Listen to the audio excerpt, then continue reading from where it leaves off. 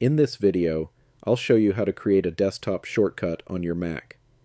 On macOS, shortcuts are known as aliases. You can create an alias for an application, file, or folder, and place it on your desktop for quicker access. This method works on MacBook Air, MacBook Pro, iMac, and other Mac computers. First, open Finder by clicking the Finder icon in the dock. To create a shortcut for an application, click Applications in the left-hand sidebar. Then locate the app you want to add to your desktop. Right-click or Control-click the application, then select Make Alias. A new item will appear with the word alias added to its name. Drag this alias onto your desktop.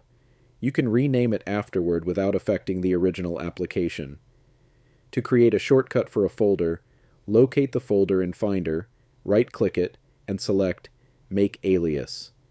Then drag the new alias onto the desktop.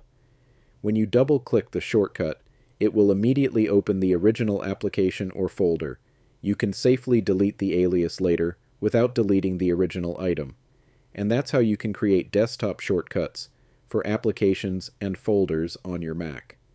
If you found this tutorial helpful, leave a like, subscribe, and I'll see you in the next video.